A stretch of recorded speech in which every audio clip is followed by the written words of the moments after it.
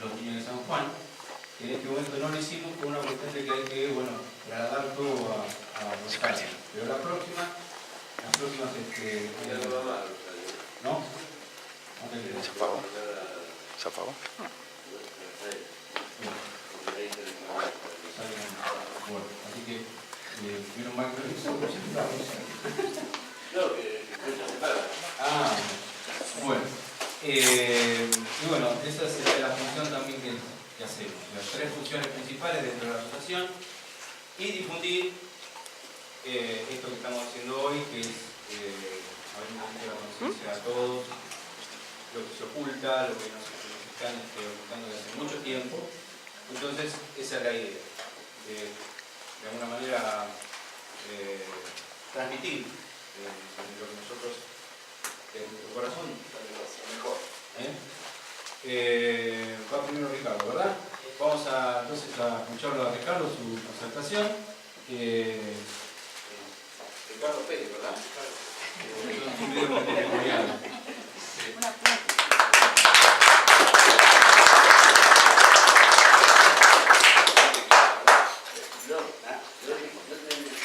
Técnicamente tengo que coordinar, pero no, le quería pedir disculpas porque vine nada más que por una cuestión de respeto a un compromiso que tengo, que estoy muy afectado físicamente, no estoy en condiciones.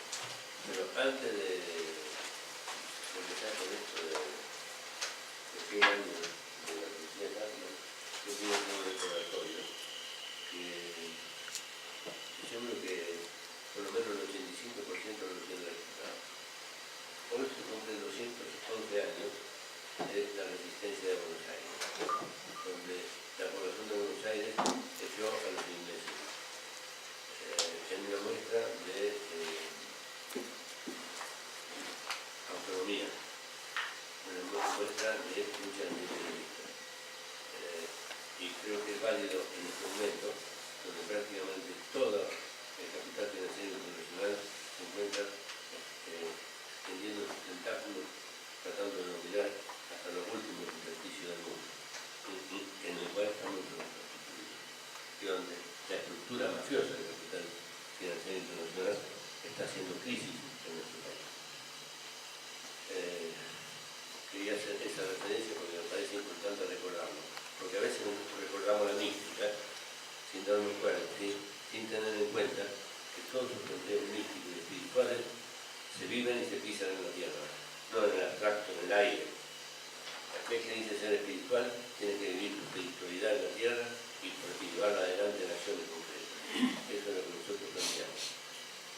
Y eso es lo que de alguna manera se muestra y la Virgen anunció en el tercer secreto de Fátima. Es cierto, el primero que va a hablar va a ser Ricardo, específicamente de una cuestión de la Virgen. Después va a hablar Juan José sobre la historia de alguna manera de lo que es Fátima. Y finalmente Alicia, licenciada Alicia Conti, sobre la relación de esto con Lucia. Ricardo. Y vuelvo a pedirle disculpas.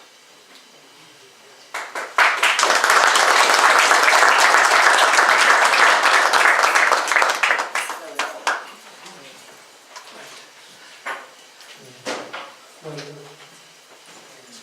muchas gracias. A mí me toca hablar un poquito del aspecto espiritual.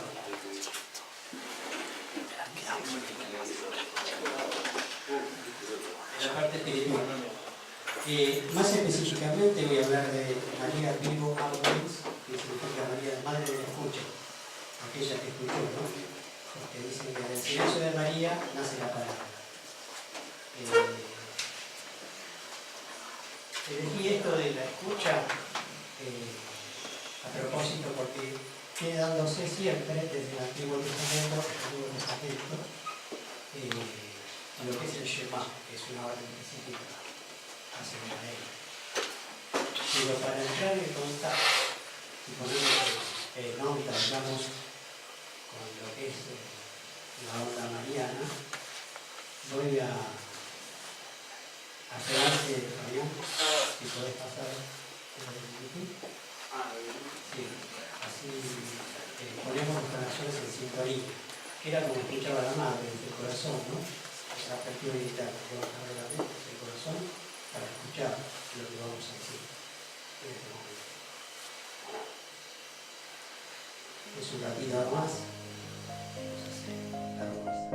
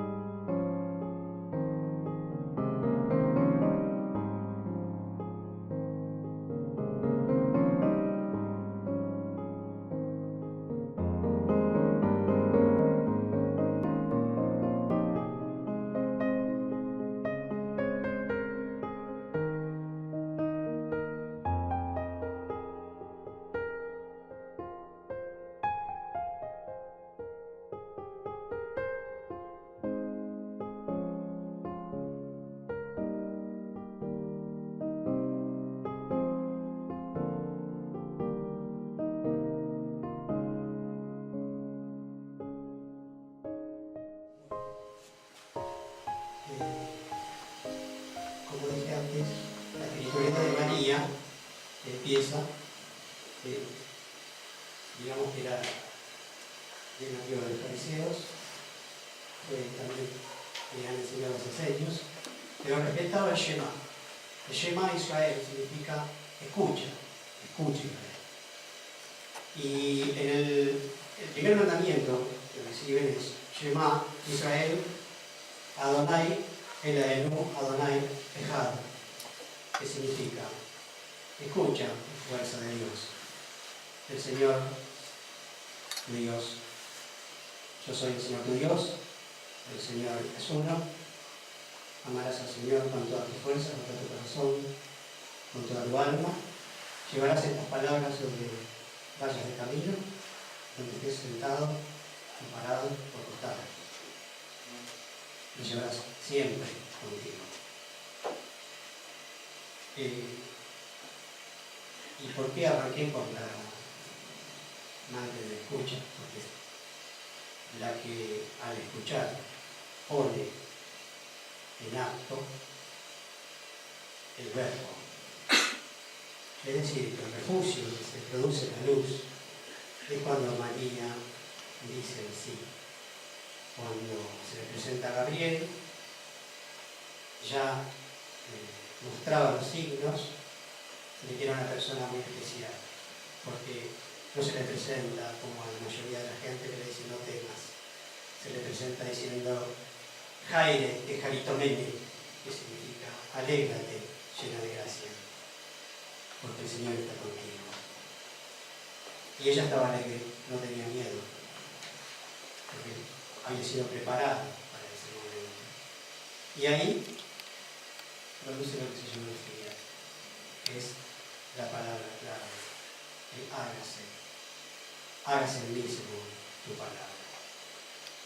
Y el verbo se hace carne, con una acción de la luz, que después vamos a explicar alguna manifestación de la luz en el corazón y una relación cordial.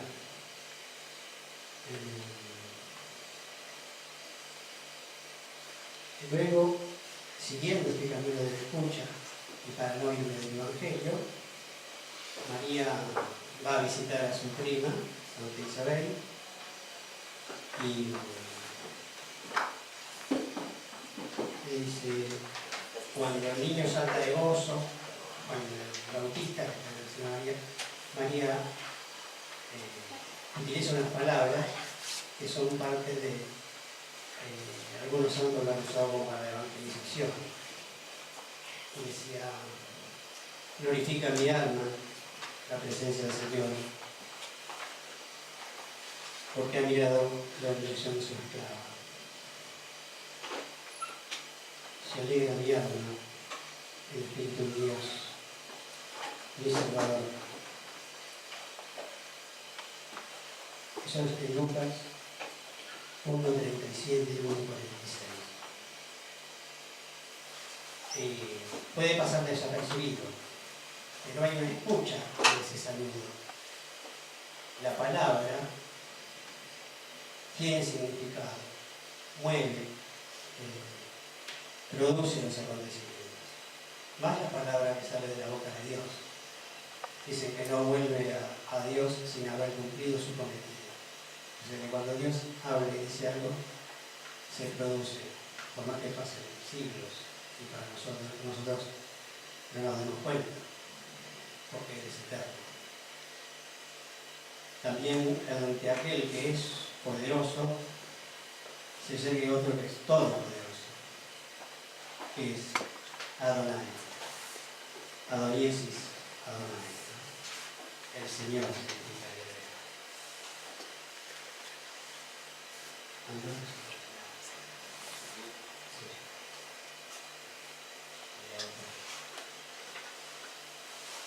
Hago una breve síntesis del Evangelio donde se puede expresar a los hermanos que escuchan.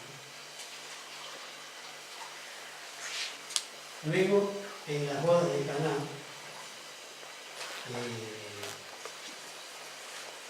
la madre es la primera que ve que faltaba vino. O sea que está atenta a todos los acontecimientos del mundo. No se le escapan las cosas. De hecho, es un observador, el cual cuando mira, produce sanación. Sus ojos son sanadores, pero eso solo viene de otro punto. Entonces da cuenta que faltaba el vino, le dice a Jesús que faltaba el vino, dice, ¿qué tenemos nosotros con él, mujer? Y le dice, escúchenlo y hagan lo que él les dice. Y le dice, bueno, tinajas y cosas. También está hablando de la escucha. Es como que María es la que abre los oídos. Es la que te pone, digamos, en la órbita divina. Es la que hace nacer al Cristo dentro de los corazones.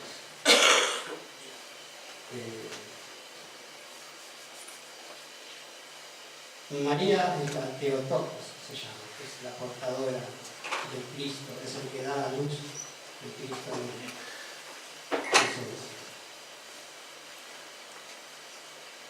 Finalmente en Marcos 12:29 dice, Y cuando le preguntan a Jesús cómo se tiene que actuar, o cuál es la primera ley, y los profetas, y Jesús le dice, la primera ley es Shema.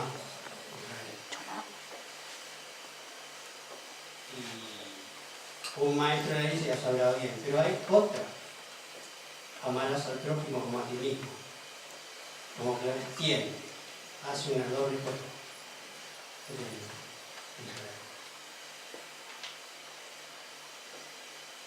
Ahora, vamos a ir un poquito más. Estás en la boda de Cana. Otra interpretación dentro del Antiguo Testamento, antes de empezar con la parte cordial, digamos, es Juan el Evangelista. Le llamaban el teólogo y le llamaban el amado del Señor. Pero no era por nada que le decían el amado del Señor. Se lo decían porque él siempre tenía la costumbre de recortarse sobre el pecho de Jesús. Era el que siempre estaba escuchando su frecuencia cardíaca. Era el que se ponía cada vez más cerca dentro del querer y del hacer crístico.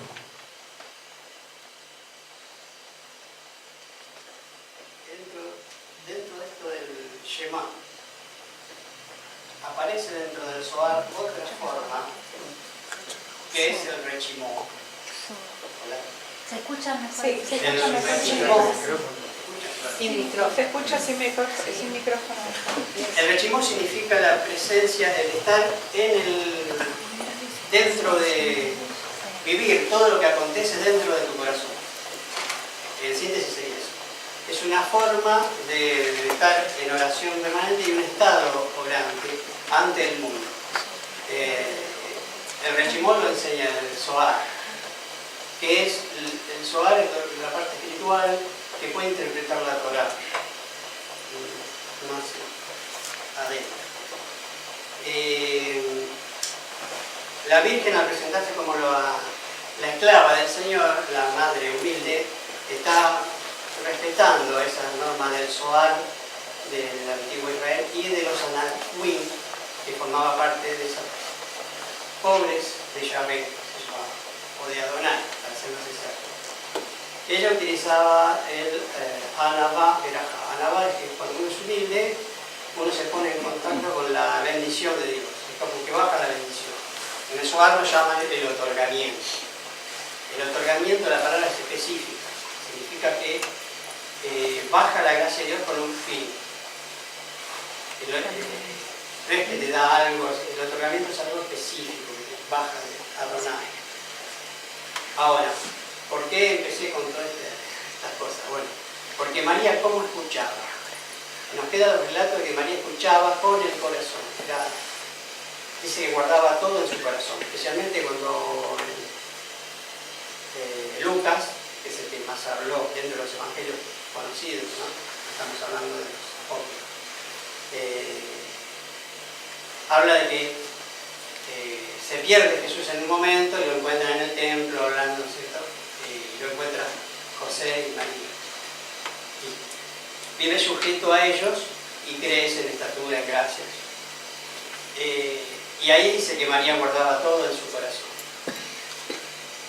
Ahora, no era que guardaba todo en su corazón porque era una persona emotiva o muy bonita. Guardaba todo en su corazón porque es la forma específica, especial, que manda el cielo a comunicarnos y a estar unidos cardíacamente.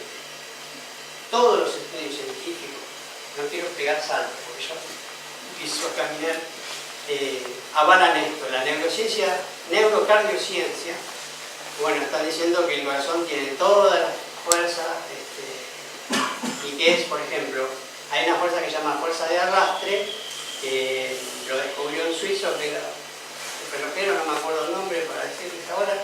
Resulta que el reloj más grande arrastraba con el tiempo y todos se coordinaban con él. Y con la acción del corazón, que es lo que conforma el toroide, voy a explicar qué es el toroide, del cuerpo humano, tiene esa fuerza de arrastre y va llevándolo a todos, incluso al cerebro, porque es mucho más poderoso el corazón, y todos los órganos que tienen un biorritmo se mueven acompasados con él. Y entonces, ¿qué pasa? Si uno llega al estado de coherencia, le llaman los neurocientíficos, a ese grado de pasividad, de bondad, de mansedumbre, por algo que esto dijo, sean mansos y humildes como yo. No estaba diciendo, sean, háganse los buenitos, vamos a decir, no, como era una cosa buena, no. Estaba dando unas pautas para estar sano, porque la coherencia cardíaca sana. Cuando María escucha y cuando uno se pone a escuchar bien, en profundidad con otra persona, en ese momento la estás sanando, la estás mirando profundamente, la entendés y la comprendes, la guardás en tu corazón y la sanás. Eso es lo que hacía María cuando se guardaba todo en su corazón. Empezaba avanzando y me ahí no. Un minuto. ¿El coche rojo tiene alguna acá humeado rojo? Ah, pues está molestando ahí, yo no sé. Bueno, seguimos. Hay otra facultad del corazón también. Resulta que el corazón emite un eco. Generalmente las personas hacen pulsaciones en una frecuencia cardíaca que va, para los que están muy entrenados, hasta 48, que es bajo, a 58, un rango así. Dentro de este rango, supónganse que no late a 54 pulsos por minuto, ese pulso tiene una variación. Esa variación emite un eco. Ese eco lo escuchan todos los corazones. Están todos conectados. Hay una interconexión cardíaca. Hay una unidad en todo. Más allá de estar comprobado, el éter existe, hay una inteligencia que coordina todo, ya lo había dicho Max Planck, y otros, como Tesla, pero me voy a ir para otra rama. Entonces, por eso, hablar sobre María, la Madre de Escucha.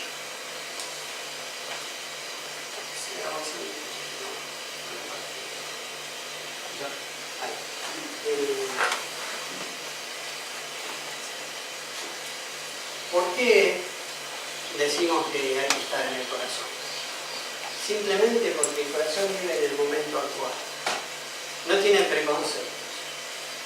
El corazón no tiene miedo, no tiene ansia de dominio y no lo domina, no lo maneja el deseo. Y esas tres variables es lo que tiene el cerebro, porque el cerebro está compuesto de tres cosas, más para decirlo rápido: la parte reptiliana, la parte mamífera y el neocórtex, que es lo que se va produciendo, ¿no? Y el supraneocórtex también ahora. La parte del neocórtex se encarga de las cosas actuales. La parte del mamífero es aquel que busca extender la vida, trata con la parte de sexualidad, la interrelaciona desde ese punto de vista. Y la parte reptiliana, que es el bulbo, es el que defiende a rajatabla lo que es el líquido. Se defiende como sea. O sea que la maquinita del cerebro está preparada, digamos, para enfrentar la realidad de la tercera dimensión y hacer vivir a la persona como sea de lugar. Pero ¿qué pasa? Como el corazón supera eso, cuando uno está cardíacamente en sintonía y en coherencia, uno no le puede dar la respuesta adecuada. Las últimas informaciones científicas son que al pasar unas imágenes, el corazón responde primero porque hace saltos antes que el ojo. Es como que tiene también una especie de premonición, que no está ignorada. O sea que sabe lo que está por pasar y hace el disparo de lo que tiene que hacer el cerebro. El cual después manda hacia el cuerpo, por ejemplo, una imagen de miedo o tétrica, un segundito antes el corazón ya la percibe y le manda la orden y el cerebro enseguida manda al cuerpo que se contraiga o reaccione. Pero si uno está en esa onda de frecuencia pacífica, puede responder a esta dimensión de un modo más espiritual y por lo tanto puede decidir hacia dónde apuntar, si entregar la vida o no, cómo amar al hermano, porque no puede ser engañado. El corazón no miente, porque vive el actual. Otro aspecto que descubrieron es que emite ondas de radio y ondas de luz. El corazón vive emitiendo ondas de luz. La sangre tiene luz. La sangre y el corazón que bombea luz. En este momento estamos bombeando luz entre todos, porque emite eso y emite onda de radio. O sea que siempre conviene estar centrados en el corazón. La patrística de la escuela, son los primeros padres, los discípulos, los que vienen después los discípulos de Cristo, enseñaban la oración del corazón, que era centrarse en el hombre interior y todo eso que un poquito quedó de lado. Buscando la socialización y otras cosas, quedó de lado esa verdad de buscar ese hombre interior y darlo, entregarlo a los demás.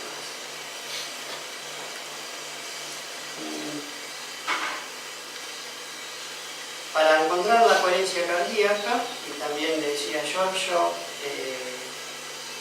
hay tres formas de vivir que nos hace bien. Tener comprensión, amor y tolerancia. Siempre, en todo momento. Porque es una forma de estar inmersos en esa fuerza de energía toroidal, porque está confirmado que somos toroides energéticos, porque entra una energía que es la energía emotiva hacia el corazón, baja la energía que es la parte del pensamiento, se produce como un giroscopio líquido y emite otra vez, se forma el toroide. El toroide viene a ser como si fuera rosquilla, una dona, una rosquilla. Una dona. Entonces vamos, si estamos en sintonía, en esa pasividad, en esa onda, llevando crea ese campo energético. Todos tenemos un campo energético. Y el corazón es el responsable de la emisión de esa energía. ¿Cómo puede uno estar emitiendo por el toroide? Les quiero decir esto para que sea práctico. Centrándose, porque descubrieron que la atención, cuando el hombre pone la atención en algo, en eso se produce, se manifiesta, se mueve la cosa. Es decir, cuando uno está en la atención y por medio de la repetición, entras en esa onda. Entonces, al poner la atención en el corazón, que es donde vivimos y nos movemos, estamos saliendo de esta otra cuestión de aceleramiento que produce el cerebro. El cerebro produce una aceleración de una forma que se escapa a cómo tendríamos que vivir, mansos, tranquilos, humildes, respetuosos uno de los otros. Que no es ser bobalicón, es salud, es una onda sanadora. La madre, la Virgen, es la primera madre de la escucha, escucha y sana, porque guarda en el corazón. Aparte es el corazón que late al unísono con el corazón crístico. Y Cristo late con el corazón de Adonai, que es el Padre. Y el Padre con la inteligencia omnicreante. Esa energía toroidal va desarrollándose en la persona. Y para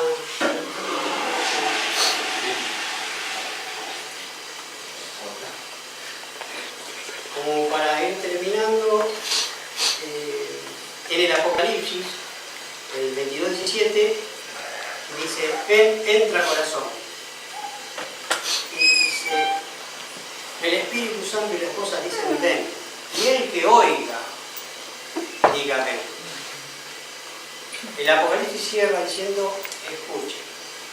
Cuando yo inicié la charla, dije el Shema, que se escuche. Empieza con la ley mosaica, que Dios dice escuche. Y termina cerrando en el Apocalipsis de Juan, que es el que escuchaba el corazón de Cristo. Ven, entra al corazón. Hay que escuche y diga ven, porque estamos esperando el retorno. Debe ponerme hablar del retorno de Cristo. Cuides de la antigua sabiduría, del Zohar y del Antiguo Testamento, hasta los cristianos. Y por eso a veces la liturgia dice, sur corda. En el momento de la liturgia lo más importante es levantemos los corazones. Es cuando estamos por hacer la epiclesis, cuando se levanta el coste, donde se produce la transustanciación holística. Sursum corda, levantemos los corazones. Bueno, demos gracias al Señor, a Él que vive. A Él sea la gloria por los siglos de los siglos. Amén.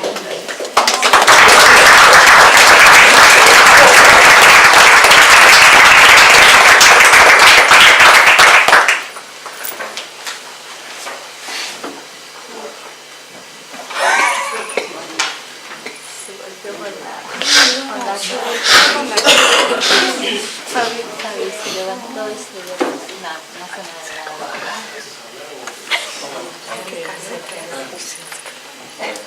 Buenas tardes a todos. Buenas tardes.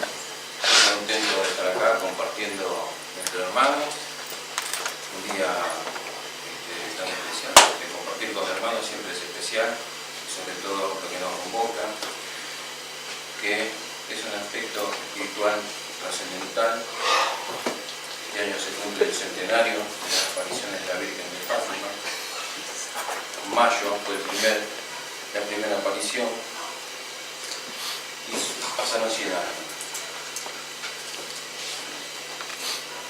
Eso solamente para empezar, pero no quiero dejar pasar las palabras de Juan Alberto, que citó que se cumplen hoy 211 años de la invasión inglesa, ¿no, Juan? Entonces lo que citó Juan Alberto tiene un aspecto también relacionado con lo que nos toca a nosotros vivir. Tiene que ver con la independencia, de alguna forma, un hecho que hemos sentido en el pasado y en el presente presenta una situación también parecida. Rescato también lo de Ricardo, que me quedó sonando mucho, lo del corazón. el Sagrado Corazón de María, que tanto se ha mencionado, el Sagrado Corazón de nuestro Señor Jesucristo. Es allí donde nosotros, cuando sentimos algo, lo sentimos desde el corazón. Son las primeras percepciones que tenemos. Un niño, desde ver a un anciano que no puede cruzar la calle, ver a los niños que no tienen para comer, ¿dónde lo sentimos? Entonces la comunión crística parte, como bien me dice Ricardo, desde el corazón, la conexión con el plano superior. Las apariciones de la Virgen, una de las primeras, podría haber sido la segunda, la tercera, yo no soy teólogo, pero ha habido varias al comienzo. La Virgen de Pilar, los primeros años después del primer siglo. Después, en el 1531, la Virgen de Guadalupe, que se le aparece a Juan Diego en México y que le dice, se presenta como la madre, yo soy la madre de todas las criaturas de la tierra. Y de todas las criaturas de la tierra, nos incluye a nosotros. Quiere decir que nosotros somos parte de la creación de la madre. La madre concibe también. Nosotros somos parte de ellos. Entonces, nosotros tenemos que sentir agraciados que somos hijos de la Madre Tierra y sentir a través de nuestro corazón que la Madre de ella, la Madre de la Tierra, la Madre Tierra y nosotros somos parte en ella, aunque muchas veces le ignoramos esa parte. Entonces, en 1531, cuando se le apareció a la Virgen a Juan Diego, trascendió ese mensaje. La Virgen vuelve a aparecer en otra época, en otro tiempo, en 1846, en Francia, se le aparece a dos pastorcitos. En Francia, aquí en los Alpes, en un pueblito. Entonces la Virgen se le parece a Melania y Maximilio, la Virgen de la Salette. En 1846, y vayan tomando nota de los años, cuando se le aparece a los pastorcitos, dos chicos de 15 años y el otro menor, que se habían conocido el día anterior, tuvieron un encuentro con un ser extraordinario, lleno de luz, que era ella, la Virgen también. Y se le aparece, hablándole, les pide que vuelvan a ese lugar, a otros encuentros, y vuelven a tener otros encuentros con estos niños, en el cual él va transmitiendo muchísimas cosas, y le va transmitiendo sucesos que van a ocurrir en un tiempo en la humanidad. Pero le dice que esto es un secreto y que lo tiene que dar en determinado tiempo. Le dice el tiempo, esto que os digo, lo tiene que revelar en 1858. Pasando el tiempo, Melania y Maximilio redactan algo en 1851. 1851 redactan algo sobre lo que le había pasado y lo envían el sobre al Papa de aquel entonces, Pío IX. Lo envían o ilustrándole detalles del suceso. En 1854 vuelven a hacer una redacción también sintética para tenerlo. Pero el mensaje tenía que ser revelado en 1858, en un secreto. Entonces, allá por 1858, la pastorcita Melania ya estaba en un convento, en un claustro, encontrándose allí, habrá pedido seguramente para poder transmitir que ya se cumplía la fecha tengo que dar a conocer el mensaje. La cuestión que la iglesia no le permitió salir, por lo tanto ella se vio obligada a desprenderse de los mensajes, arrojándolos por las ventanas de alguna forma para tratar de llamar la atención a alguien que lo agarrara afuera, porque ya se cumplía la fecha, porque no le permitían entregar esos mensajes. O sea que ella estaba como encerrada en ese lugar, le habían privado de la libertad. En 1858, que debería ser el tiempo de revelarse esos secretos que tienen que ver con lo que iba a ocurrir en la humanidad de aquel tiempo, no se revela, pero sí ocurre otro hecho, que en 1858 en Lourdes aparece también la Virgen. En ese año, febrero de 1858, aparece la Virgen también a una niña, una joven, que le transmite mensajes, dado que lo que tenía que revelarse no se reveló porque se interpuso la iglesia. Por lo tanto, la Virgen fue a otro lugar y tomó a otra joven. Entonces, la Virgen le transmite también secretos, mensajes para darlo a conocer en algún momento, y también ella es víctima de esa mano también de la iglesia, que no le permite dar a conocer los mensajes. Entonces pasa un poco más de tiempo y en 1879 esta jovencita de 35 años fallece la chiquita de Lourdes,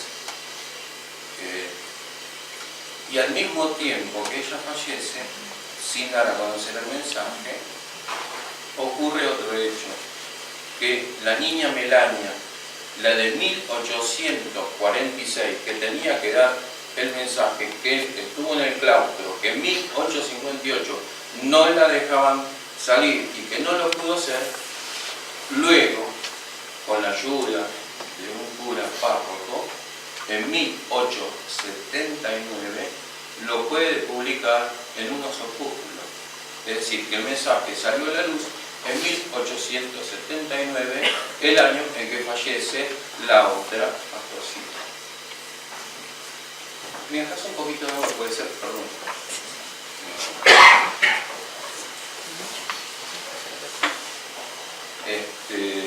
Bueno, sucesos que van ocurriendo, en el cual, en ese marco, lo que va ocurriendo es que van tapando conocimientos, mensajes que la Virgen ha transmitido a los niños. Perdón.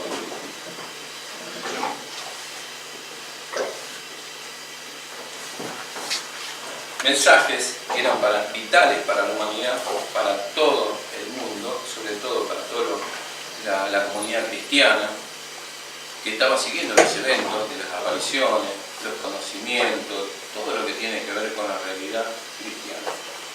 Entonces, estos conocimientos que se dan a conocer en los opúsculos son trascendentales también para la humanidad y relacionados con otras apariciones. Pero aquí no quiero explayarme más sobre esto porque lo va a decir el otro mensaje, que es el de Fátima, pero sí citar en este mensaje de la Salet, entre tantos otros, cosas que vaticinó que iban a pasar, que luego lo vamos a decir en el mensaje de Fátima. Hay un hecho trascendental en el mensaje de la Virgen. La Virgen le dice que ocurrirá desastres mundiales a futuro y que 3 ciudades serán destruidas. Es decir, la Virgen anuncia en 1846 que en el futuro iban a destruirse 3 ciudades. Entonces tenemos que ubicarnos que para que la Virgen haga tamaño anuncio y nosotros hoy en este presente y miramos para atrás lo que fue de las ciudades destruidas, encontramos que fueron Hiroshima y Nagasaki las más relevantes de las destrucciones por la bomba atómica. Pero la Virgen dijo en aquel tiempo 3 ciudades. Pasaron 2. Así que dejamos esta parte ahí. Y nos ubicamos en 1916. Ya casi finalizando la Primera Guerra Mundial. Y un hecho que ocurre en Portugal, donde 3 niños que salen a pastorear ovejas y los llevan a un lugar, como diría, cerca de Fátima, y se encuentran en la primavera de 1916 con un ser luminoso que se presenta como el ángel. El ángel de la paz. El ángel les invita a rezar. Les invita a rezar, pero utiliza 3 términos. Les dice, porque los hombres no esperan a mi Hijo, entonces los invita a rezar para que al Hijo, a Jesucristo, porque no lo alaban a Jesucristo y no lo aman. Esos eran los 3 puntos que indicaba el ángel por el cual los niños tenían que rezar. Luego ocurre otra aparición del ángel, también cerca de la primavera, en ese mismo lugar, donde se presenta como el ángel de la guarda, el ángel de Portugal. Y también los invita a rezar por la paz y también les pide penitencia, ¿sí? Que hagan un acto de penitencia por todos los daños que ocasiona el hombre y todas las ofensas y los pecados que ocasiona el hombre. Y los niñitos, de alguna manera, hacen cositas que no hacen cosas, no sé si les atan con cuerdas, se someten a hacer algo por los pecados que el hombre comete. Luego el ángel se vuelve a aparecer en el verano de 1916, ya por última vez, y de ahí no apareció más el ángel hasta que vuelven los niños a tener otra aparición. En 1917, el 13 de mayo, se le aparece en Covadonga, Portugal, al mediodía, la hermosa Señora nuestra, la Virgen, y que la Virgen también los consuela a los niños, se presenta también, y le dice a la Virgen que vengan aquí, a este lugar, todos los días 13 de cada mes, que ella iba a aparecer 6 veces, y que vendría aquí, a este lugar, hasta una 7ª vez. Hizo una separación entre la 6ª y la 7ª. Entonces, en la primera aparición le hablan algunas cosas acerca de que los niños le preguntaban dónde está un vecino, otro vecinito, si están en el cielo, si están en el purgatorio. Una comunicación así que han tenido los niños de niños con la Virgen. Y la Virgen le fue respondiendo. El 13 de junio, la Virgen vuelve a aparecerles otra vez a los niños y le dice también que sigan viniendo a este lugar el día 13 del próximo mes, y también los invita a rezar, llevan un rosario y rezan. Y llega julio. En julio,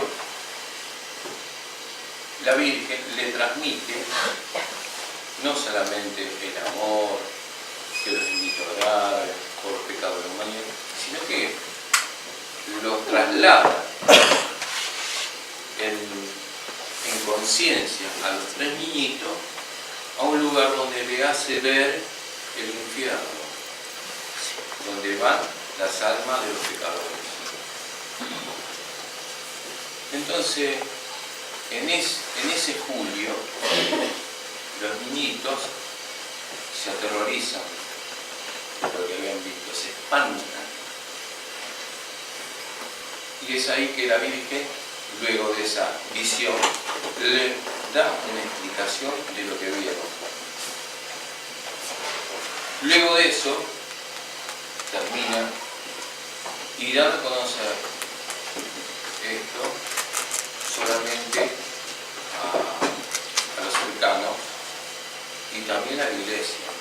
Pero la Virgen le dijo que hay un mensaje que lo tiene que dar a conocer después de determinada fecha, después de la segunda mitad del siglo XX, que es el mensaje famoso secreto de Fátima.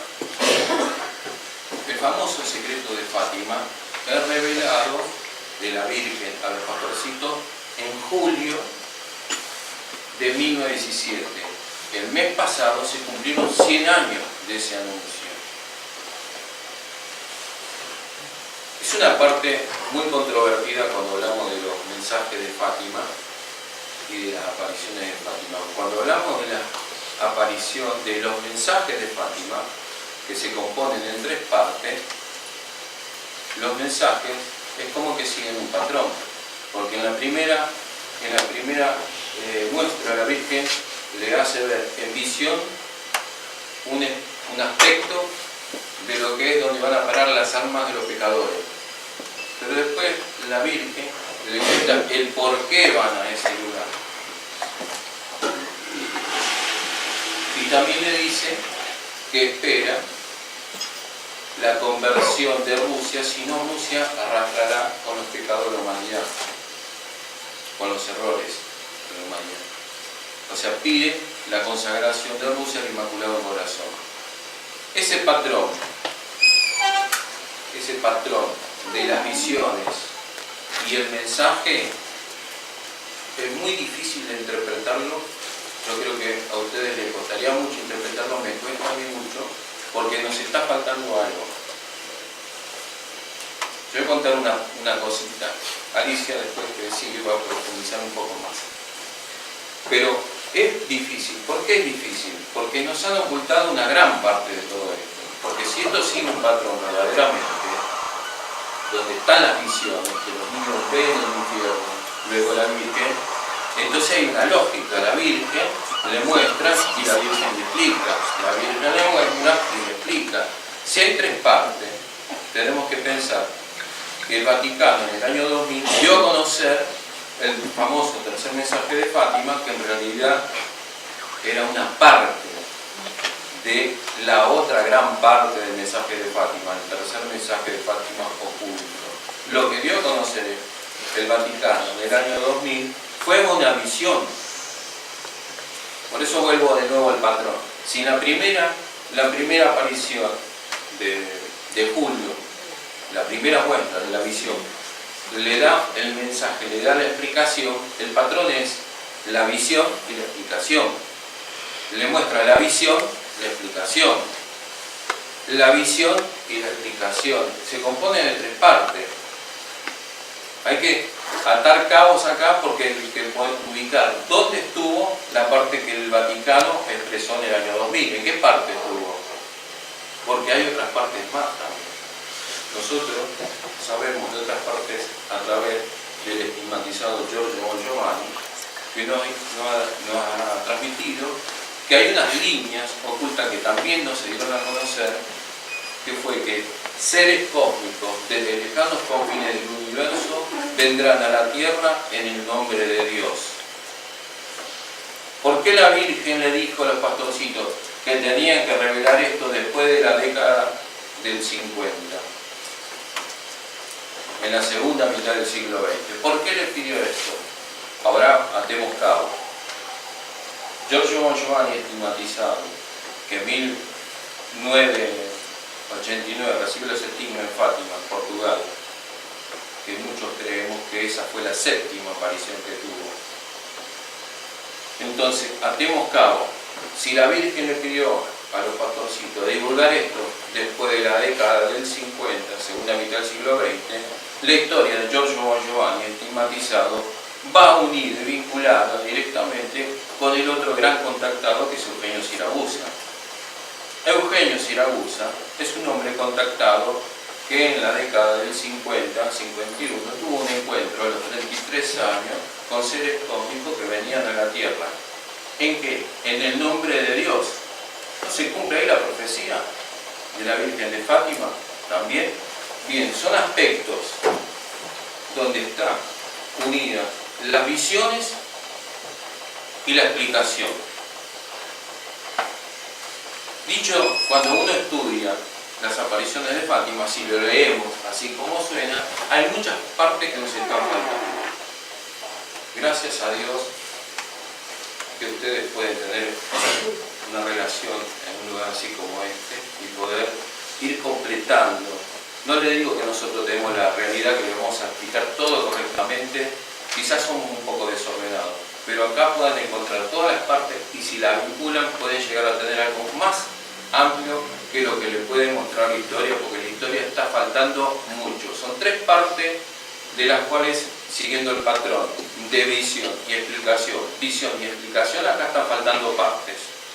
Empecemos a armar el rompecabezas.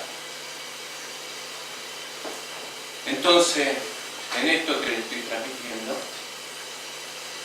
en 1917, julio, después viene junio, la Virgen le dice el 13 de junio,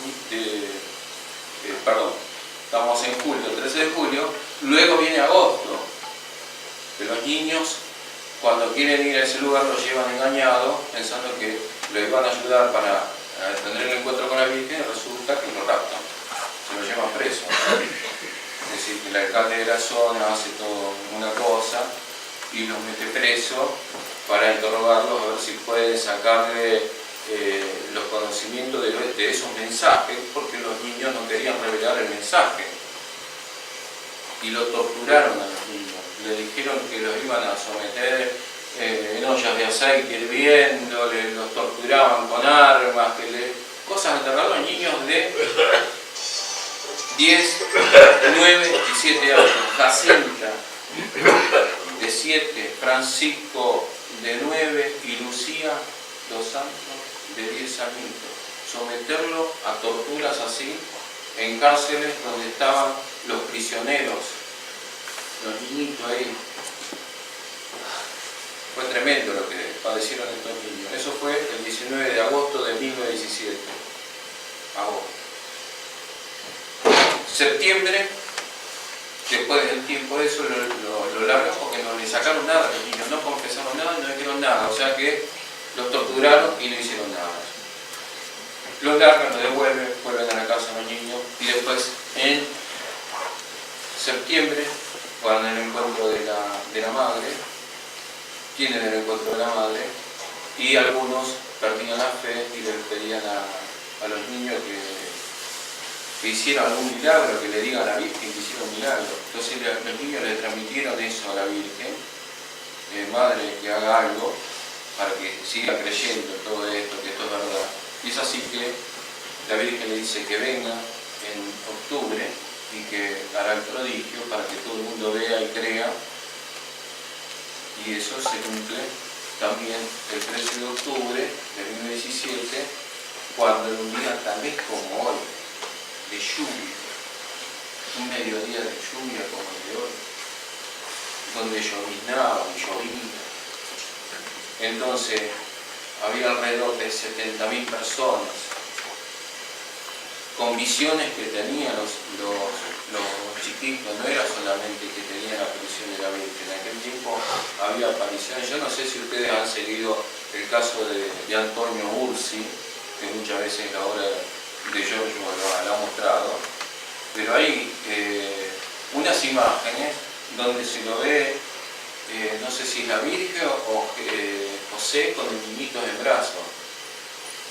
La cuestión es que en ese día, del 13 de octubre, cuando fue el prodigio del sol, también aparecían entidades así en el sol.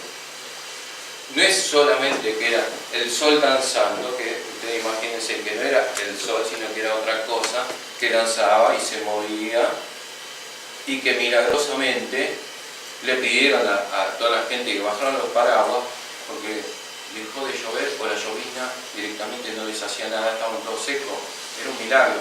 Pero dentro de los milagros que había sanaciones, también había otros que eran las imágenes en el cielo de entidades angelicales que también se veían. Era un contexto, un teatro maravilloso lo que han vivido en aquel tiempo. Y así fue como en 1917 ocurrieron estos prodigios que luego algunos periódicos que también lo sacaron a relucir, inclusive periódicos masónicos. Había muchos masones que iban de curiosidad de qué se trataba y resulta que los masones, que son anti-iglesia, anticrísticos, se terminaban convirtiendo porque ante la evidencia se tuvieron que convertir. Y es así que bueno, en 1917, en octubre, ocurrieron estos hechos. Hoy nos encontramos en este presente del centenario de la Virgen de Fátima, a muy poco de que se vuelva a cumplir los 100 años de aquellas apariciones también del prodigio. Así que falta muy poquito para todo eso. Nosotros trabajamos y apoyamos toda la obra de este hombre, este gran ser que es Giorgio Giovanni, que es el hombre que fue estigmatizado en Fátima, en Portugal, en 1989, donde muchos de nosotros coincidimos y creemos que ahí también se cumple la séptima aparición. Y para ilustrar este relato, esta evocación que realicé, quisiera compartir imágenes realizadas por parte de la obra hermanos del Uruguay, Giorgio, son parte de los que han construido este hermoso material. Sí, así lo compartimos entre todos. Las apariciones de la Virgen en Fátima en 1917 resultan entre las más conocidas y veneradas por los católicos. Cada año millones de personas acuden en peregrinaje a la inmensa plaza construida en el lugar donde se encuentra la encina de las apariciones de las que fueron protagonistas tres pequeños pastorcitos, los hermanitos Francisco y Jacinta Marto, de 9 y 7 años, y su prima Lucía dos Santos, de 10 años. La primera aparición tuvo lugar el 13 de mayo. Ese día, entre otras cosas, la celeste señora dijo a los tres niños: he venido para pediros que vengáis aquí 6 meses seguidos, el día 13 a esta misma hora. Después os diré quién soy y lo que quiero. Luego volveré aquí por 7ª vez. Durante la aparición del 13 de julio, la Virgen confió a los niños 3 visiones, una de las cuales debía ser revelada en 1960. Son los famosos 3 secretos de Fátima. Los 2 primeros fueron revelados casi enseguida. El primero era una visión del infierno. El segundo, la profecía del fin inminente de la Primera Guerra Mundial, que en ese entonces todavía estaba en curso, y el anuncio de una segunda guerra aún más terrible si la humanidad no se hubiese arrepentido. El tercer secreto, en cambio, ha tenido una historia difícil. La Virgen había pedido que fuese revelado en 1960, pero solo en el 2000 el Vaticano, después de muchos aplazamientos, publicó el manuscrito de Lucía. En la descripción de la vidente de Fátima se entiende que el mundo está sometido a grandes calamidades que solo con la ayuda de la Madre de Dios y el arrepentimiento pueden ser aliviadas. Hemos visto al lado izquierdo de Nuestra Señora, un poco más arriba, un ángel con una espada de fuego centelleante en la mano izquierda, que emitía llamas que parecía que iban a incendiar al mundo, pero que se apagaban al contacto con el esplendor que Nuestra Señora emanaba de su mano derecha hacia él. El ángel indicando la tierra con la mano derecha, con voz fuerte dijo: penitencia, penitencia, penitencia. Después vieron un obispo vestido de blanco con otros obispos y al clero subir una escabrosa montaña en la cima de la cual había una gran cruz de troncos toscos. Hay una clara alusión a las dificultades de una iglesia reducida a la pura esencia de pobreza y penitencia.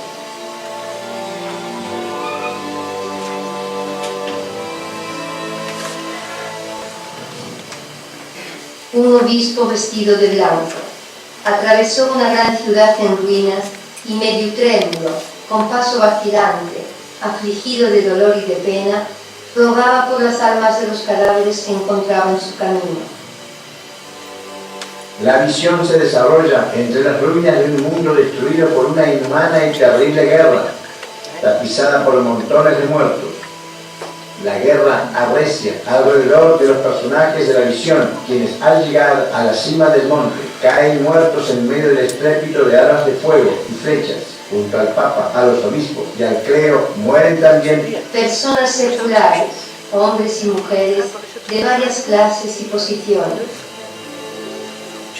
El relato de Lucía termina con una visión espiritual de la nueva sociedad que renacerá del sacrificio de aquellos hombres de buena voluntad que han dado la vida en defensa de los valores universales. Los mártires. Debajo de los dos brazos de la cruz estaban dos ángeles, cada uno con una regadera de cristal en la mano, en la que recogían la sangre de los mártires, y con ellas irrigaban las almas que se acercaban a Dios. En la aparición del 13 de septiembre, la Virgen había prometido: en octubre haré el milagro para que todos crean. El 13 de octubre de 1917 había una gran cantidad de gente a pesar de la lluvia y del barro. Como siempre, después de un relámpago de luz, la Virgen apareció sobre la encina. Quiero deciros que se haga aquí una capilla en honor mío, que soy la Virgen del Rosario, que continuéis rezando el rosario todos los días. La guerra está por terminar y los soldados volverán pronto a sus casas. Dijo la Virgen. Entonces, abriendo las manos, hizo reflejar su luz sobre el sol. Fue en ese momento en el que Lucía gritó a la multitud: ¡El sol! ¡Mirad al sol! De repente, dejó de llover y el sol, que estaba cubierto de nubes, reapareció con un esplendor inusual y empezó a dar vueltas sobre sí mismo como una rueda. La multitud, alrededor de 70.000 personas, tuvo la impresión de que el sol estuviese cayendo. Cuando el milagro del sol cesó, la tierra y la ropa de las personas que estaban allí estaban completamente secas. En la aparición del 13 de septiembre, la Virgen había prometido: en octubre haré el milagro para que todos crean. También había anunciado: y yo volveré aún aquí por séptima vez. Pero habrá que esperar hasta 1989 para que se cumpla esta promesa. Fátima, Portugal, 2 de septiembre de 1989. Es mediodía. En la plaza adyacente al Gran Santuario, un joven italiano de 26 años, el Giorgio Bongiovanni, cae en éxtasis bajo la gran encina donde tuvieron lugar las apariciones a Lucía, Jacinta y Francisco en 1917. Giorgio ve salir de un globo luminoso a Miriam, la Madre Celeste, que ya se le había aparecido varias veces desde abril de ese mismo año en Italia, y le había pedido que fuera a Fátima, donde le daría una señal que todo el mundo veía. El joven ve salir del pecho de la Virgen, adornado con una rosa roja, dos rayos luminosos que lo golpean en la palma de sus manos. Por el gran dolor que siente, comprende que se trata de los estigmas.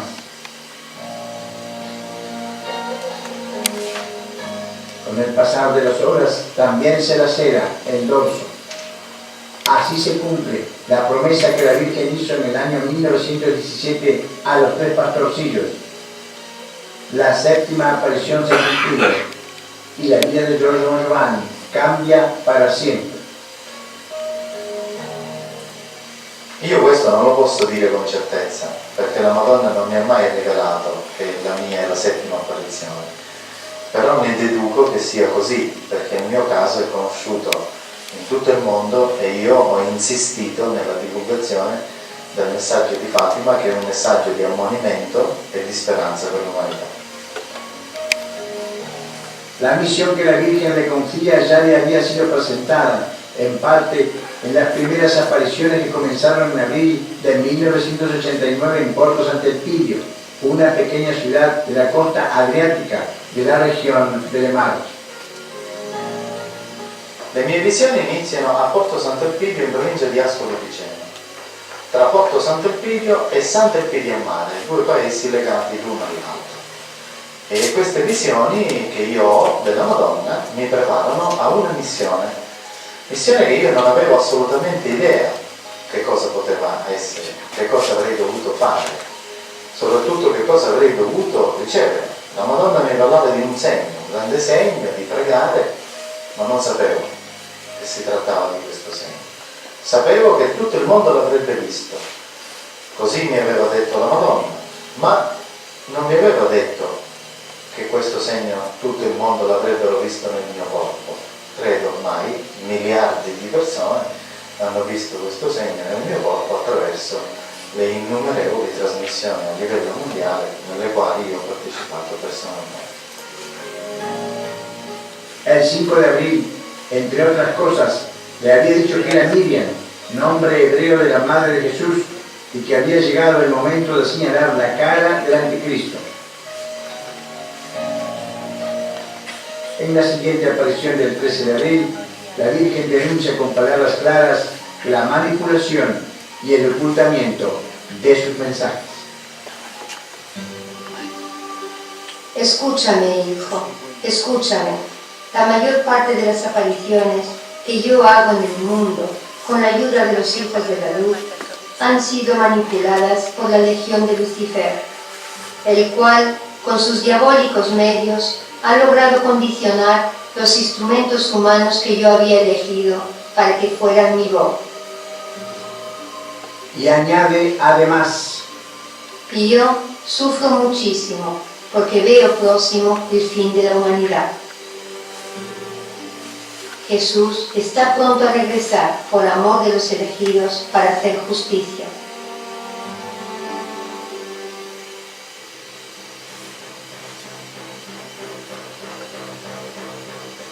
en la séptima aparición de Fátima del 2 de septiembre de 1989, la Santísima Virgen le explica en detalle a Giorgio Bon Giovanni los puntos clave de la misión que le está confiando y que se divide en 3 puntos principales. La primera parte se concentra en la divulgación del tercer secreto de Fátima, que la Iglesia Católica, según las disposiciones que había dado la Virgen, hubiera tenido que ser revelado en 1960. La Virgen le confirma que la llamada versión diplomática es correcta sustancialmente y por lo tanto Giorgio tendría que difundir propiamente ese texto.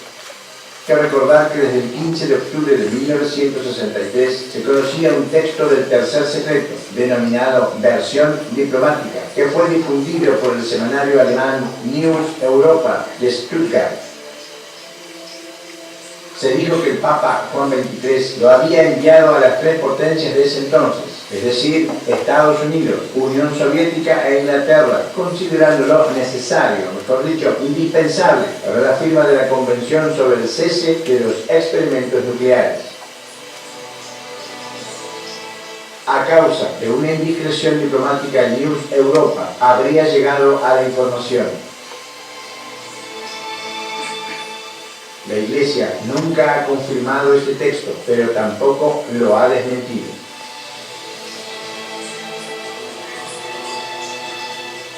En la versión diplomática hay algunas partes que seguramente corresponden a una libre interpretación de la personalidad que lo ha escrito, como por ejemplo el periodo. Efectivamente, en el texto se habla de segunda mitad del siglo XX. Coinciden, sin embargo, con la visión difundida por la Iglesia otras partes de las que encontramos mención en los mensajes que la Virgen ha dado en las otras apariciones. La versione diplomatica è attendibile nei concetti, non è attendibile nelle date perché colui che l'ha trascritta, credo un altissimo funzionario del Vaticano, quando lo fece trapelare alla stampa nel 1963, non poteva solo limitarsi ai concetti, ha aggiunto del suo, dando delle date e soprattutto andava ad intuito, perché lui l'ha letto e poi ha trascritto quello che si ricordava. E abbiamo fatto delle indagini.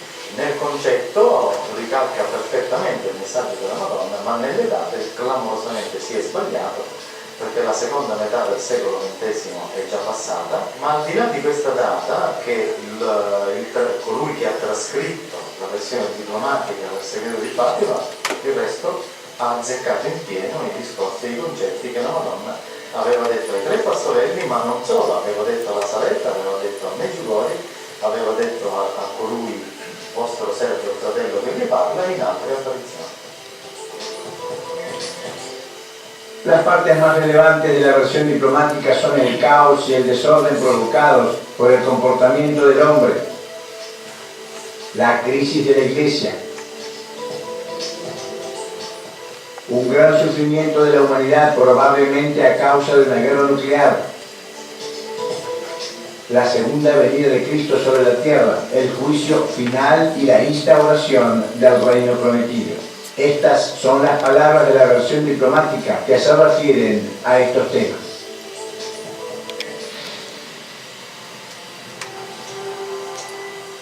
En ninguna parte del mundo hay orden, y Satanás reina en los más altos puestos, determinando el desarrollo de los acontecimientos.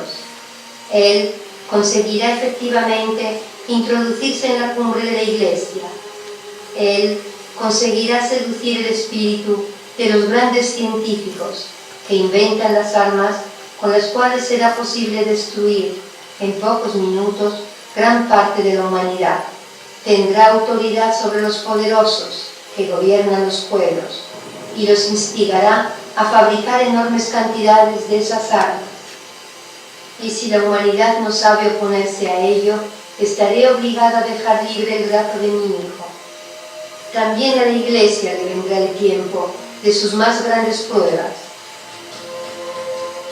Cardenales se opondrán a cardenales, obispos a obispos. Satanás andará en medio de sus filas y en Roma habrá cambios. La Iglesia estará ofuscada y el mundo asolado por el terror. Tiempo vendrá en que ningún rey, emperador, cardenal u obispo esperará a aquel que, sin embargo, vendrá a castigar según los designios de mi Padre. Una gran guerra se desencadenará. Fuego y humo caerán del cielo. Las aguas de los océanos se convertirán en vapor. Su espuma se alzará transformando y sumergiéndolo todo.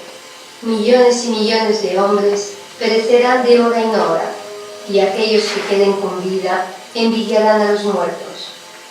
Por último, cuando los que hayan sobrevivido a todo lo sucedido estén aún con vida, proclamarán nuevamente a Dios y su gloria, y les servirán como en un tiempo, cuando el mundo no estaba así de pervertido.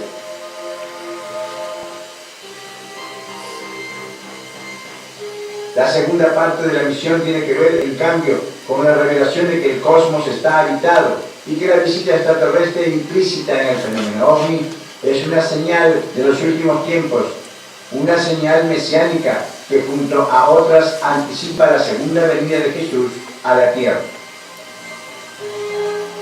En el cosmos, explica la Virgen, existe una cantidad inconmensurable de civilizaciones que han recibido la visita de Cristo antes que nosotros y que han aceptado la redención. Por lo tanto, hay civilizaciones que han puesto en práctica las enseñanzas del Evangelio y que han podido, de esta manera, alcanzar una evolución espiritual y científica inimaginable para nosotros. La Virgen dice a Giorgio que también esta revelación está contenida en el tercer secreto de Fátima. Le dice que el mensaje que Lucía ha escrito por su propia mano contiene 25 líneas, entre las cuales se lee que en la segunda mitad del siglo XX, seres cósmicos llegarán a la Tierra procedentes de lejanos horizontes del universo, en el nombre de Dios.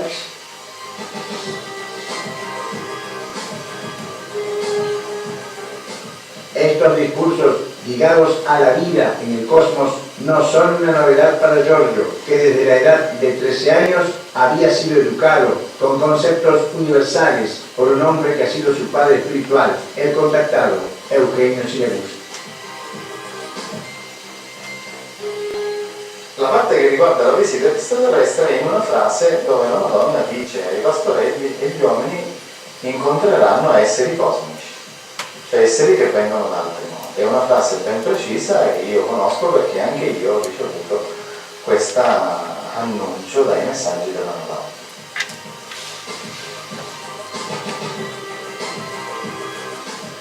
La revelación de la Virgen a Giorgio aclara definitivamente quiénes son aquellos que siempre en Fátima, en 1917, fueron los artífices del milagro del sol y de muchos otros prodigios que han hecho de marco prácticamente a todas las manifestaciones divinas en la historia de la humanidad. La única explicación verdadera y completa que coloca al fenómeno OVNI y a la visita extraterrestre en el contexto de signos escatológicos que anuncian, anticipan y que acompañarán la segunda venida de Jesucristo a la tierra. Los ángeles de ayer, los extraterrestres de hoy, es decir, las visiones de Cristo que son parte integrante de su potencia y de su gloria.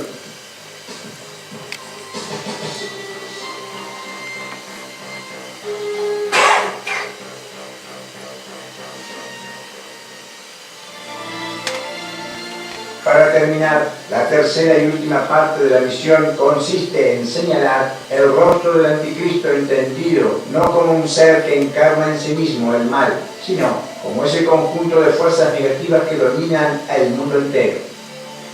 En este panorama, las asociaciones criminales organizadas, sobre todo la Cosa Nostra siciliana, juegan un rol primordial.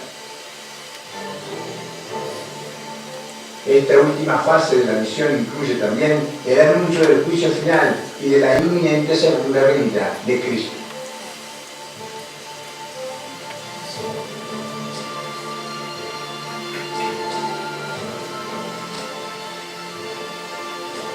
Después de más de 20 años de estigmatizado de Fátima, ya ha casi terminado su misión. Las primeras dos partes se han cumplido. Falta solo la última, que es también la más peligrosa, y aparte de raras excepciones, hasta ahora la humanidad no ha prestado atención al tremendo contenido de los mensajes de la Santa Virgen. Todavía queda un poco tiempo antes de que el juez divino desgarre las puertas de los cielos y cumpla su milenaria promesa. A este punto, también la última esperanza llegará a su término y cada uno recogerá en base a su propio acierto.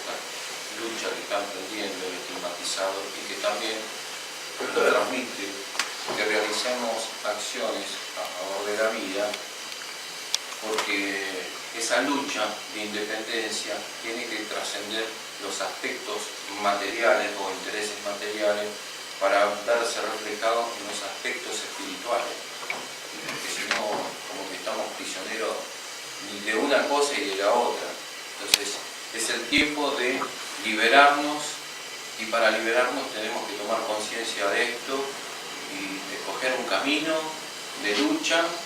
Hay tantas cosas que nos están condicionando la vida, que son tremendas. Estamos viviendo los últimos tiempos donde se ve que está todo mal, todos se darán cuenta que los alimentos están todos contaminados, adulterados, no sabemos lo que comemos, los alimentos están manipulados genéticamente para que nos hagan daño. Hay una suerte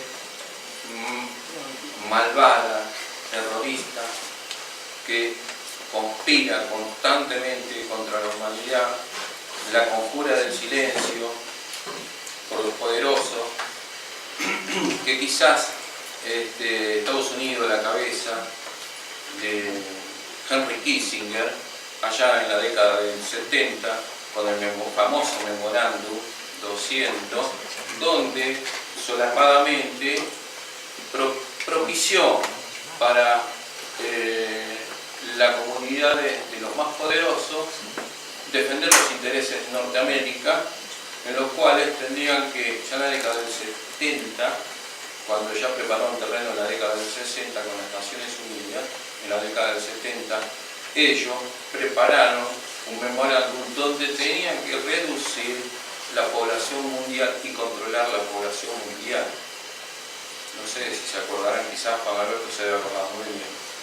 Pero en la década del 70 ocurría eso solapadamente, y entonces articularon todos sus tentáculos en los gobiernos de Occidente para instrumentar de la forma que más se les ocurra, sobre todo a través de las Naciones Unidas, para producir el control de natalidad en muchos países y sobre todo reducir la capacidad que tengan los países para salvar vidas.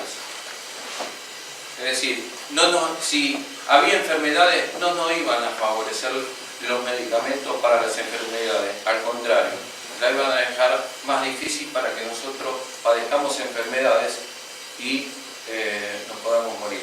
Eso era el control que tenían ellos de natalidad y control de población.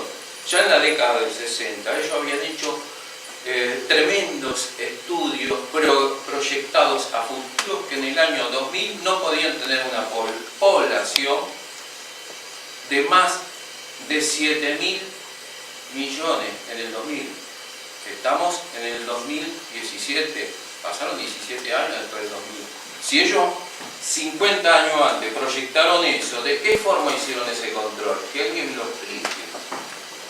Porque estamos hablando a nivel oficial, que esto no es algo que va por abajo. Esto es un documento oficial que Henry Kissinger lo expuso a su gobierno y su gobierno de alguna forma lo explayó bajo línea en las Naciones Unidas y ahí a todos los países. ¿De qué forma iban a hacer el control de población mundial? Entonces, hay un montón de cosas que están jugando en contra de la población que están ocultos, que tiene que ver con estos mensajes, y hoy nos encontramos sumidos en un montón de situaciones terroristas que conspiran contra nosotros mismos cuando hablan de un terrorismo, sí, pero no hablan del otro terrorismo.